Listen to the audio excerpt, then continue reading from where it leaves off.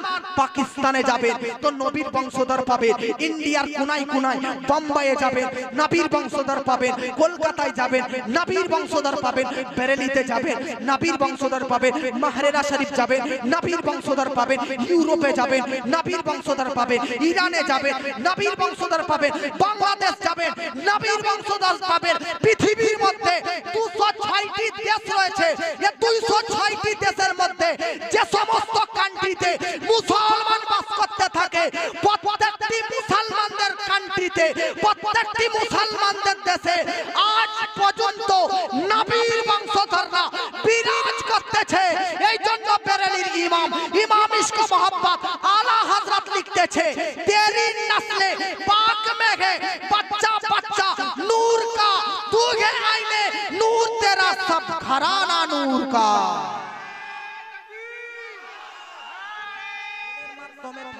আপনার বংশ ছেলের মাধ্যমে কিন্তু কন্টিনিউ থাকে, আপনার বংশ কিন্তু ছেলের মাধ্যমে ধারাবাহিক থাকে। কথা ঠিক কি না? মেয়ের মাধ্যমে বংশ চালু থাকে না ছেলের মাধ্যমে? ছেলের না মেয়ের? ছেলের তো। আপনার যদি ছেলেই না থাকে শুধু মেয়ে থাকেন তাহলে আপনার বংশ শেষ, আপনার বংশ আগে নেই, যেহেতু আপনার মেয়ে তো ছেলে নেই। আরবের কাফিররা কত বেঈমান, কত কটূক্তিকারী দেখো। নবীর ছেলে ইন্তেকাল করে গেল তিনটি, তো আরবের কাফিররা নবীর শত্রুরা বলতেছে দেখ মুহাম্মদ নির্বংশ হয়ে গেল। কি হয়ে গেল?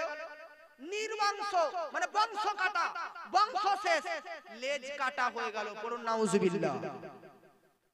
নির্বংশ শব্দ আর বাংলা শব্দ বুঝতে পারলেন কি পারলেন না?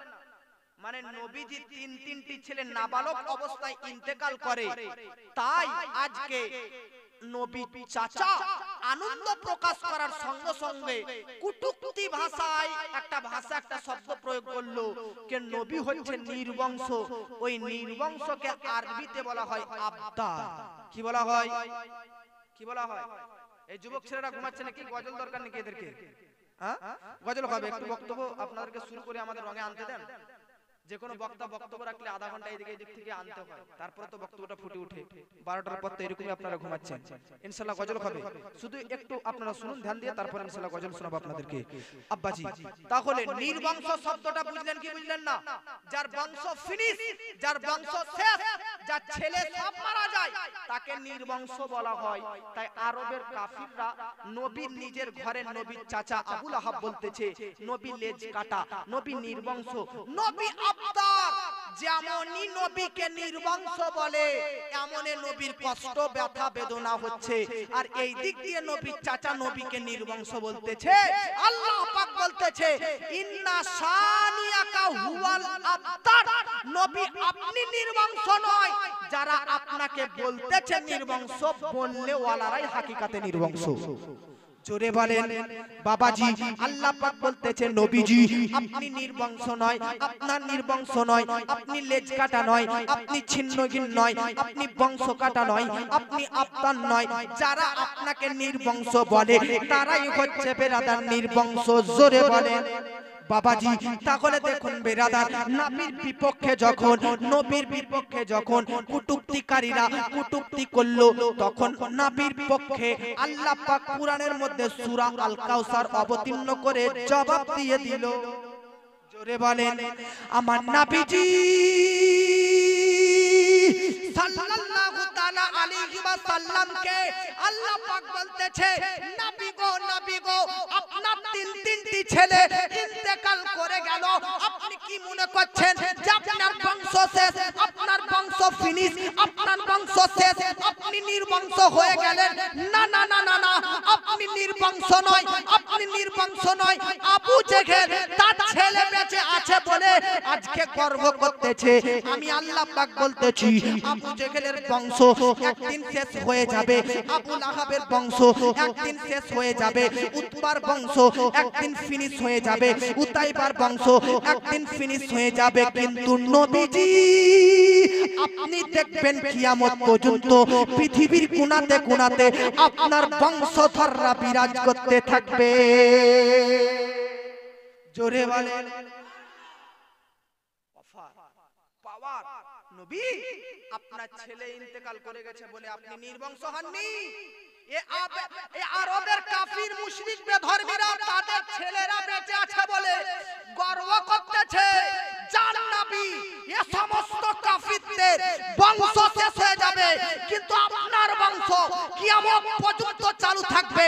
তাই মুসলমান পাকিস্তানে যাবেন তো নবীর বংশধর পাবেন, ইন্ডিয়ার কোনায় কোনায় বোম্বাইয়ে যাবেন নবীর বংশধর পাবেন, কলকাতায় যাবেন নবীর বংশধর পাবেন, বেরেলিতে যাবেন নবীর বংশধর পাবেন, মাহরেরা শরীফ যাবেন নবীর বংশধর পাবেন, ইউরোপে যাবেন নবীর বংশধর পাবেন, ইরানে যাবেন নবীর বংশধর পাবেন, বাংলাদেশ যাবেন নবীর বংশধর পাবেন। পৃথিবীর মধ্যে 206টি দেশ রয়েছে, এই 206টি দেশের মধ্যে যে সমস্ত কান্ট্রিতে মুসলমান বাস করতে থাকে, প্রত্যেকটি মুসলমানদের কান্ট্রিতে, প্রত্যেকটি মুসলমানদের দেশে আজ পর্যন্ত নবীর বংশধররা বিরাজ করতেছে।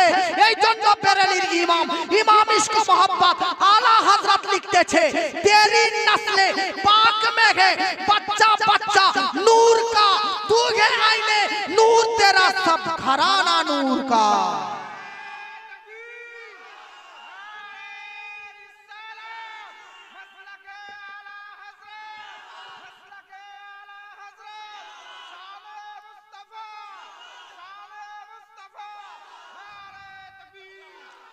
পৃথিবীর মধ্যে আল্লাহ রাব্বুল আলামিনের নবীর বংশ আপনি পৃথিবীর কোনায় কোনায় পাবেন, নবীর বংশ পৃথিবীর কোনায় কোনায় যাবেন। ওগো নবী, আপনার ছেলে ইন্তেকাল করেছে তো কি হয়েছে, নবী আপনার বংশ থাকবেন। আসুন নবীর বংশ দেখুন, নবীর তিনটি ছেলে ইন্তেকাল, কিন্তু হযরতে ফাতিমা তাজ-জাহরা দুইটি প্রসব দিয়েছেন ছেলেকে, হযরতে ইমাম হোসেন এবং হযরতে ইমাম হাসান, আরেকটা আছেন হযরতে মহসিন। কিন্তু পৃথিবীর মধ্যে নবীর এই সন্তান ইমাম হোসেন এবং হাসান থেকে জগতের মধ্যে নবীর বংশধরকে পাবেন। পৃথিবীর মধ্যে হযরতে ইমাম হোসেনের দ্বারাতে পৃথিবীর কোনায় কোনায় নবীর বংশ বিরাজ করতেছে, ইমাম হাসানের দ্বারাতেও পৃথিবীর মধ্যে নবীর বংশধর বিরাজ করতেছে। গৌসে পাক কার সন্তান? ইমাম হোসেনেরই তো সন্তান। খাজা মঈনুদ্দিন চিশতি কার সন্তান? ইমাম হোসেনেরই তো সন্তান। হযরত আশরাফুল জিলানী কার সন্তান? ইমাম হোসেনেরই তো সন্তান। সৈয়দ মাসউদ মিয়া কার সন্তান? ইমাম হোসেনেরই তো সন্তান। পৃথিবীর কোনায় কোনায় যত সৈয়দ বংশ বাস করতেছে, প্রত্যেকটা ব্যক্তি সবাই ইমাম হোসেনের বংশধর। জোরে বলেন। ইমাম হোসেনের বেটার নাম হযরতে ইমাম জাইনুল আবেদিন, ইমাম জাইনুল আবেদিনের বেটার নাম ইমাম মোহাম্মদ বাকের, ইমাম মোহাম্মদ বাকেরের বেটার নাম ইমাম জাফর সাদিক, ইমাম জাফর সাদিকের বেটার নাম ইমাম মুসা কাজিম, ইমাম মুসা কাজিমের পুত্রের নাম ইমাম আলী রাজা, ইমাম আলী রাজার পুত্রের নাম সৈয়দ আবু বকর মুহাম্মদুল জাওয়াদ, সৈয়দ আবু বকর মুহাম্মদুল জাওয়াদের পুত্রের নাম সৈয়দ কামালউদ্দিন ঈসা, সৈয়দ কামালউদ্দিন ঈসার বেটার নাম সৈয়দ আবুল আতা আব্দুল্লাহ, সৈয়দ আবুল আতা আব্দুল্লাহর বেটার নাম সৈয়দ মাহমুদ, সৈয়দ মাহমুদের পুত্রের নাম সৈয়দ মুহাম্মদ, সৈয়দ মুহাম্মদের বেটার নাম সৈয়দ আবু জামাল, সৈয়দ আবু জামালের বেটার নাম সৈয়দ আব্দুল্লাহ সুমঈ, সৈয়দ আব্দুল্লাহ সুমঈর বেটার নাম বেটির নাম উম্মুল খায়র ফাতিমা, আর উম্মুল খায়র ফাতিমার পুত্রের নাম বড় পীর আব্দুল কাদের জিলানী। জোরে বলেন। তাহলে নবীজির বংশ বেরাদার আব্দুল কাদের পর্যন্ত আছে কি নাই? আছে কি নাই? পৃথিবীর মধ্যে কোনায় কোনায় এটা নবীর একটা অফার। এবার আসুন শান্ত মেজাজে ভাবে থাকবেন। আচ্ছা বলেন তো, আপনাদের এইদিকে সরকারের তরফ থেকে বাড়ি দেয়? হ্যাঁ দেয় না? টাকা দেয় কত করে? 1,20,000। আমাদের বীরভূম জেলাতে টাকা দেয় 3.5 লক্ষ টাকা, 3,60,000। কত করে? সরকারের তরফ থেকে বাড়ি করার জন্য 3,60,000 দেয়। ওইদিকে মুআজ্জাজ জামাইনে কেরাম আমাদের আজকে পৌরসভা এলাকা তো 3.5 লক্ষ টাকা করে টাকা দেয়। যাই হোক, আপনাদের 1,20,000 হোক আর আমাদের 3.5 লাখ হোক, দেয় কি দেয় না? আচ্ছা বলেন তো, ডাইরেক্টলি সরকারের হাত থেকে আপনার বাড়ি চলে আসে আপনার কাছে, না আপনার গ্রামের আশেপাশে কোনো মেম্বারের দ্বারাতে আপনার কাছে আসে? মেম্বারের দ্বারাতে না। এবার দেখবেন গ্রামের মধ্যে কাদেরকে আগে বাড়ি দেওয়া হয়? গরিবদেরকে না ধনীদেরকে? ধনীদেরকে। আরে ভাই এটা তো ঠিক আছে, কিন্তু এখন কথা হচ্ছে কি, গরিবদেরকে আগে দেয় না ধনীদেরকে?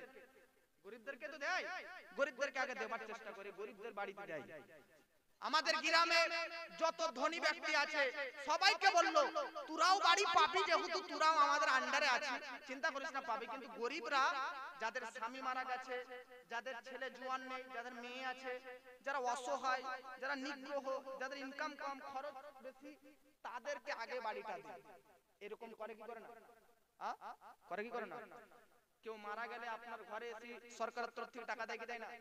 দেয়, মাশাআল্লাহ দেয়। কোন মালিকের গাড়িতে কোন ড্রাইভার যদি আপনাকে অ্যাক্সিডেন্ট করে দেয়, তাহলে সে মালিক টাকা দেয় কি দেয় না? দেয়। আমাদের গ্রামের একজন ব্যক্তিকে অ্যাক্সিডেন্ট করলো, তো আজকে তাকে 10 লক্ষ টাকা দিয়েছে তার বাপকে। বেটাকে অ্যাক্সিডেন্ট করেছে, বাপকে 10 লক্ষ টাকা পেয়ে বাপের মুখে চাহারুমের দিনে দেখলাম একটা মুচকি হাসি উঠেছে। কি হাসি? মুচকি হাসি। পাগলা, 4 দিন হলো তোমার ছেলে ইন্তেকাল হয়ে যাওয়া, আজ 4 দিনের মধ্যে 10 লক্ষ টাকা পেয়ে মুচকি হাসি। বাপ বলতেছে, বাপের কি মুচকি হাসি হয়? ছেলে জওয়ান ইন্তেকাল করেছে, ছেলে বেঁচে থাকলে 10 লাখের চাইতে কত লাখ ইনকাম করত, কিন্তু ছেলে ইন্তেকাল করাতে এত সহজে 10 লাখ পেলাম, আমার খরচটা একটু ভালো হবে, আমার আজকে আমার দারিদ্রতা, আমার গরিব অবস্থাটা একটু তো মিটবে 10 লক্ষ টাকায়, তাই একটু মনে মনে আনন্দ পেলাম। জোরে বলেন সুবহানাল্লাহ। আব্বাজি মুআজ্জাজ, এটা ঠিক, এটা করা ভালো। কেউ যদি ইন্তেকাল করে তো তার পাশে যাবেন, তাকে বেরাদার দেখবেন। সরকারের তরফ থেকে অনুদান দেওয়া হয়, কেন দেওয়া হয় এবার বাড়ি এবার দেখুন। গরিবদেরকে বেরাদার আগে আগে আগে গরিবদেরকে, যাদের স্বামী ইন্তেকাল করেছে, যাদের ছেলে নেই, যাদের বেরাদার খরচা বেশি, ইনকাম কম, যারা দরিদ্র, যারা গরিব, যারা দুঃখী, দেখবেন তাদেরকে আগে বাড়ি দেওয়া হয়, ঘর দেওয়া হয়, হাউস দেওয়া হয়। কেউ ইন্তেকাল করলে বেঁচে থাকা তার পরিবারের হাতে 1.5 লক্ষ টাকা তুলে দেয় কি দেয় না? দেয় কি দেয় না? কেন দেয় জানেন? সান্ত্বনার জন্য। একটাই বাক্য, কিসের জন্য? সান্ত্বনার জন্য। বাপ, তোর এত কষ্ট, তোর ঘর থেকে ছেলে ইন্তেকাল করে গেছে, তোর বহু কষ্ট হচ্ছে, একটু সান্ত্বনা স্বরূপ আমি তোকে 1 লক্ষ টাকা বা 10,000 টাকা, যার যেরকম সামর্থ্য হয় দেয়। এবং সরকারের তরফ থেকেও যাদের বাড়িতে ইন্তেকাল করে তাকে সান্ত্বনা দেওয়ার জন্য, তার কষ্ট, ব্যথা, বেদনাটা একটু সরল করার জন্য, একটু কম করার জন্য এগুলো দেয়। এই কথা ঠিক বলছি না ভুল বলছি? আমার নবীজি সাল্লাল্লাহু তাআলা আলাইহি ওয়াসাল্লামের কয়টা ছেলে মেয়ে ইন্তেকাল করলো? মাশাআল্লাহ, কটা বললাম? 6টা। আপনার বাড়িতে ইন্তেকাল করলে মমতা সরকার, নালে মোদি সরকার, না হলে এলাকার এমপি, এমএলএ, মেম্বার, এরা এসে অনুদান দেয়, সাহায্য করে, সান্ত্বনা দেয়। আমার নবীজি 6টা ছেলে মেয়ে ইন্তেকাল করেছে, নবীকে কে সান্ত্বনা দিবে? নবীকে কে বেরাদার সহযোগিতা করবে? নবীকে কে উপহার দিবে? নবীকে কে গিফট দিবে? তো বলতে চাই, আমার নবীজি পরম সাল্লাল্লাহু আলাইহি ওয়াসাল্লাম, নবীজি 6টি ছেলে মেয়ে ইন্তেকাল করেছে, আল্লাহ পাক সান্ত্বনা দিচ্ছে। নবীজি টেনশন করার প্রয়োজন নেই, চিন্তা হবার প্রয়োজন নেই, হতাশা হবার প্রয়োজন নেই। ইন্না আতাইনা কাল কাউসার, নবীজি ছেলে মেয়ে ইন্তেকাল করেছে, চিন্তা করার প্রয়োজন নেই। সরকারের তরফ থেকে 300 থেকে 400 মিটারের একটা বাড়ি পান সান্ত্বনা স্বরূপ। আর আল্লাহ পাক বলতেছে, নবীজি আমি আপনার ছেলে মেয়ে ইন্তেকাল করার কারণার্থে সান্ত্বনা স্বরূপ, নবীজি চিন্তা করার প্রয়োজন নেই, গোটা জান্নাতের মালিক করে দিলাম। জোরে বলেন, পুরো জান্নাতের মালিক করলাম। জোরে বলেন, আর মহব্বতে বলেন, জান্নাতের মালিক কে? আমার নবীজি। আল্লাহ পাক বলতেছে, নবীজি টেনশন করার প্রয়োজন নেই, জান্নাত আপনাকে আমি দান করলাম, আপনাকে উপহার দিলাম। এটা কোনো সহজ কথা নয়, হালকা কথা নয়। নবীজিকে আল্লাহ পাক কষ্টের সাহায্য করতেছে, সান্ত্বনা দিতেছে, পুরো জান্নাতের মালিক করলাম। মনে রাখবেন বেরাদার, জান্নাত কোনো ছোটখাটো বাড়ি নয়, জান্নাত কোনো ছোটখাটো জায়গা নয়। আমার নবীজি বলেছেন, জান্নাতের মধ্যে 100টা দরজা আছে, 100টা দরজার মধ্যে যে কোনো একটা দরজার একদিক থেকে আরেক দিক যদি কেউ রকেটের চেয়ে স্পিরিটে ছুটে যায়, তাহলে টাইম লাগবে 500 বছর। সুবহানাল্লাহ বলেন। জান্নাতের মধ্যে কটা গেট আছে? 100। 100টা গেটের মধ্যে যে কোনো একটা গেট, এক পাশ থেকে আরেক পাশ যদি কেউ ছুটে রকেটের চাইতে স্পিরিটে যায়, তো টাইম লাগবে 500 বছর। কত বছর? 500 বছর। ভাবুন কত বড় গেট একটা হবে নাকি? আল্লাহর নবী বলতেছে যে জান্নাতের মধ্যে একটা গাছ আছে। কি কি আছে ভাই গো? গাছ। এই গাছের ছায়া, এই যে আপনার এই গ্রামে দেখবেন অনেক গাছ আছে, গাছের ছায়া থাকে কি থাকে না জমিনে? তো এক পা, দু পা, তিন পা, চার পা, পাঁচ পাতে আপনার ওই গাছের ছায়া শেষ। জান্নাতের এক একটা গাছের ছায়াতে যদি কেউ রকেটের চাইতে স্পিডে দৌড়ে গিয়ে যদি শেষ করতে চায় তো টাইম লাগবে বিরাদানে মিল্লাত ইসলামিয়া 100 বছর। সুবহানাল্লাহ বলে। জান্নাত ছোটখাটো জিনিস নয়। আপনারা জান্নাত যেতে চান কি চান না?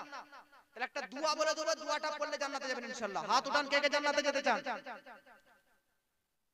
সবাই জান্নাতে যেতে চাই গো। মা বোনরাও জান্নাতে যেতে চায়। একটা দোয়া বলে দেব আপনাদেরকে, এই দোয়াটা মুখস্থ করতে পারবেন তো? ছোট দোয়া, বুখারী শরীফের শেষ হাদিস, আন আবি হুরায়রা রাদিয়াল্লাহু তাআলা আনহু قال رسول الله صلى الله تعالى عليه وسلم كلمتان حبيبتان خفيفتان من اللسان وثقيلتان في الميزان سبحان الله العظيم سبحان الله وبحمده। জোরে বলে আল্লাহ নবী বলতেছে, এটা বুখারী শরীফের শেষের হাদিসে লেখা আছে। নবী বলতেছে দুটি শব্দ বলতে খুবই সহজ কিন্তু জান্নাতে যাওয়ার জন্য একদম খুবই মোটা। সুবহানাল্লাহ বলে। জান্নাতে নিয়ে যাওয়ার জন্য খুবই কার্যকারী। মিজান দাঁড়ি পাল্লাতে আমাদের নেকির আমলনামাকে ভারী করে দেওয়ার জন্য খুব কার্যকারী। ওই দুইটি ছোট দোয়া কি? একটা হচ্ছে সুবহানাল্লাহিল আযীম, বলুন সুবহানাল্লাহিল আযীম, আর আরেকবার হচ্ছে সুবহানাল্লাহি ওয়া বিহামদিহি। জোরে বলে সুবহানাল্লাহিল আযীম, আরেকবার বলুন সুবহানাল্লাহি ওয়া বিহামদিহি। আমি নবীজির পাগল, আমি মদিনার পাগল, আমি নবীজির পাগল, আমি মদিনার পাগল, আমি নবীজির পাগল, আমি মদিনার পাগল।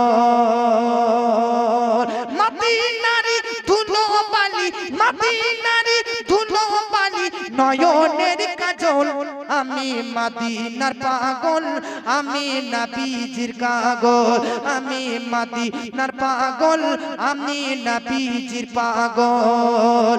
আমার মনে নবী নবী, দুই চোখে মদিনার ছবি। জোরে বলেন আমার মনে নবী নবী, দুই চোখে মদিনার ছবি। আমার মনে নবী নবী, দুই চোখে মদিনার ছবি। আমার মনে নবী নবী,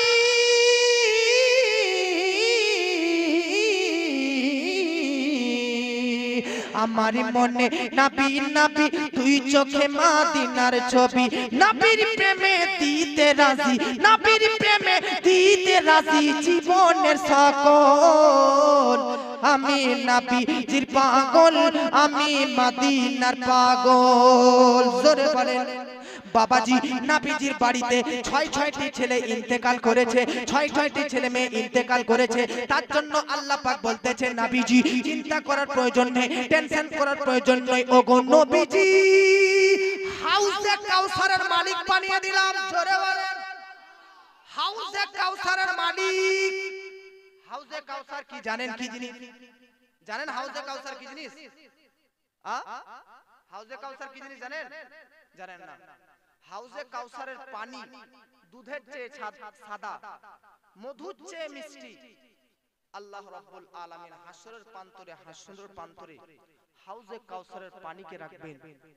যে পানি এক পিয়ালা যদি কেউ পান করে তো আর কখনো তাকে পিপাসা লাগবে না। জোরে বলে আল্লাহ রাব্বুল আলামিন বলতেছে নবী আমি আপনাকে এই হাউজে কাউসার প্রপার্টির মালিক করে দিলাম। জোরে বলে আব্বাজি মুআজ্জাজ সামাইনে কেরাম, নবীজি সাল্লাল্লাহু তাআলা আলাইহি ওয়াসাল্লামকে আল্লাহ পাক হাউজে কাউসারের মালিক করলো।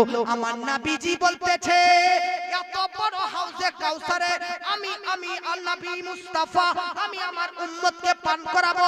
আল্লাহ রাব্বুল আলামিনের নবী বলতেছে ও আমার উম্মত উম্মতিয়ারা, ও আমার উম্মত উম্মতিয়ারা, তোমরা বেশি বেশি করে আমার কাছাকাছি হবার চেষ্টা করো, আমার নিকটবর্তী হবার চেষ্টা করো, আমার পাশাপাশি হবার চেষ্টা করো। নবীকে জিজ্ঞাসা করা হলো ইয়া রাসূলুল্লাহ ইয়া হাবিবাল্লাহ আপনার কাছাকাছি আপনার পাশাপাশি হব কি করে? আমার নবীজি বলতেছেন যে বেশি বেশি করে দরুদ শরীফ পাঠ করবে সে ব্যক্তি ততটা আমার নিকটে হাসরের প্রান্তরে থাকবে, আর যে যতটা আমার নিকটে থাকবে তাকে আমি বেশি বেশি করে আগে অগ্রিম তাকে হাউজে কাউসারে পানি পান করিয়ে দিব। ও গো মুমিন মুমিনা নবীর দরুদ পড়ো না ডাক পড়িবে যেদিন মোরা যাব মদিনা ও গো মুমিন মুমিনা নবীর দরুদ পড়ো না ডাক পড়িবে যেদিন মোরা যাব মদিনা ও গো মুমিন মুমিনা সিদ্দিক উমর ওসমান শেরে খোদা আলী নবীর প্রেমে পাগল ছিল আর শত সাহাবী জোরে বলেন সিদ্দিক উমর ওসমান শেরে খোদা আলী নবীর প্রেমে পাগল ছিল আর শত সাহাবী উঠতে বসতে নবীর নামেতে কুরবান নবীর নামে এক নারা দিলে পাবে নজরামান ও গো মুমিন মুমিনা জোরে বলেন আর মহব্বতে বলেন ঘুম ধরছে নেই গো না না ঘুম ধরছে বেশিক্ষণ বলা যাবে না কিছু কিছু মানুষের ঘুম ধরছে আমি দেখতে পাচ্ছি মা বোনদের কিছু কিছু ব্যক্তিকে দেখছি খুব বাদাম চিবেছে নাকি মুআজ্জাজ সামাইনি কেরাম যাই হোক আল্লাহ রাব্বুল আলামিন আমাদের সকলকে ইশক এবং প্রেমের মাধ্যমে এতক্ষণ পর্যন্ত জাগ্রত করে রেখেছেন একবার দুরূদ শরীফ পাঠ করুন আল্লাহুম্মা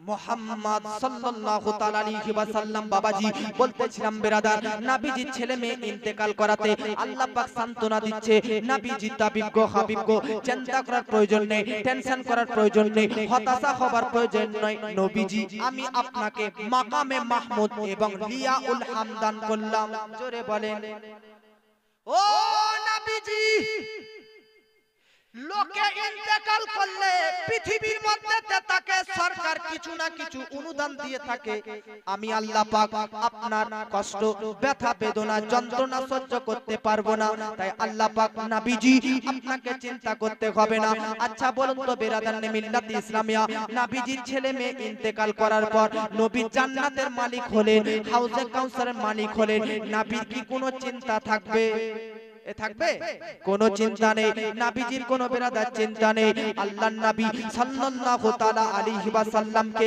লিয়াউল হামদ এবং মাকামে মাহমুদ দান করা হয়েছে আল্লাহ রাব্বুল আলামিন নবীকে লিয়াউল হামদ এবং মাকামে মাহমুদ দান করলেন সাহাবী জিজ্ঞাসা করতেছেন ইয়া রাসূলুল্লাহ হাবিব আল্লাহ নবী গো লিয়াউল হামদ কি জিনিস আজকে লিয়াউল হামদ কি জিনিস পৃথিবীর মধ্যে তে নবী বলতেছে শুনো ও আমার সাহাবায়ে কেরাম শুনো শুনো শুনো লিয়া উল-হাম কি জিনিস 12 রবিউল আউয়াল যখন আসে নবী দিবসের মাস যখন আসে রবিউল আউয়ালের মাস যখন আসে দেখবেন বেরাদার সুন্নি মুসলমানরা ঝান্ডা উত্তোলন করতে থাকে পতাকা উত্তোলন করতে থাকে আজকে জুলুস বার করে বেরাদার বড় বড় পতাকা ঝান্ডা উত্তোলন বার করতে থাকে এই ঝান্ডা পতাকা উত্তোলন করা দেখে বর্তমান যুগে মুসলমান নাম করে কিছু ফিরকা বার হয়েছে কিছু বাতিলপন্থী বার হয়েছে যারা এই পতাকার বিরোধিতা করতে থাকে যারা এই ঝান্ডার বিপক্ষে কথা বলতে থাকে আমি বলতে চাই বাবু সোনারা আমার দুনিয়ার মধ্যেতে নবী দিবসের টাইমে ঝান্ডা উপলব্ধি করার জন্য ঝান্ডা পতাকা উত্তোলন করার জন্য দুনিয়াতে মারামারি করতেছো আমি বলতে চাই আল্লাহ রাব্বুল আলামিন বিরাদার মিল্লাত ইসলামিয়া বলেছে এই দুনিয়াতে পতাকা নিয়ে নবীর নামে উত্তোলন করা নিয়ে ঝগড়া করতেছো আমি আল্লাহ পাক নবীজির নামে এই দুনিয়ার ঝান্ডা চাইতে অনেক বড় ধরনের ঝান্ডা হাসরের প্রান্তরে কিয়ামতের মাঠে উত্তোলন করব জোরে বলেন বেরাদার নবীজির শানে নবীজির নামে আল্লাহ পাক হাসরের প্রান্তরে কিয়ামতের মাঠে বেরাদার পতাকা উত্তোলন করবে ঝান্ডা উত্তোলন করবে বেরাদার আপনি জুলুসের টাইমে নবী দিবসের টাইমে যে পতাকা নিয়ে ঘুরে বেড়ান যে ঝান্ডা নিয়ে ঘুরে বেড়ান ওই ঝান্ডা ওই পতাকা কত বড় খুব জোর কোন পতাকা এত বড় খুব জোর কোন পতাকা এত বড় খুব জোর কোন পতাকা বেরাদার 5 মিটার 6 মিটার 7 মিটার 10 মিটার আমার আল্লাহ পাক নবীজির নামে হাসরের প্রান্তরে একটা পতাকা উত্তোলন করবে ও পতাকা কত বড় ও পতাকা কত বড় হাদিস শরীফের মধ্যে লিপিবদ্ধ রয়েছে নবীজির নামে হাসরের প্রান্তরে যে পতাকা উত্তোলিত হবে সেই পতাকা এত বড় এত বড় এত বড় যে পতাকার ছায়াতে পৃথিবীর শুরু থেকে শেষ পর্যন্ত সব মানুষ আজকে সেই ছায়ার ছাউনিতে ঢুকে যাবে। ইয়া রাসূলুল্লাহ হাবিবাল্লাহ নবী গো আপনার নামে আপনার শানে হাসরের প্রান্তরে পতাকা উত্তোলন হবে। বাবাজি এটাও শুনলেন এবং এটাও শুনলেন বেরাদার, পতাকা এত লম্বা হবে, পতাকা এত বড় হবে যে তার ছায়ার মধ্যেতে আদম নবী থেকে কিয়ামতের আজকে সকাল পর্যন্ত যত মানব আসবে সব মানবরা ওই ছায়ায় বাস করতে থাকবে।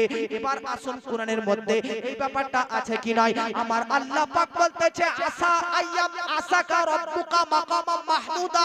ওগো নবীজি এই রকম আর এই রকম যে পতাকা উত্তোলন করলাম না না না না না, জোরে বলেন। কোন কাজ বেফালতু হয় কি হয় না?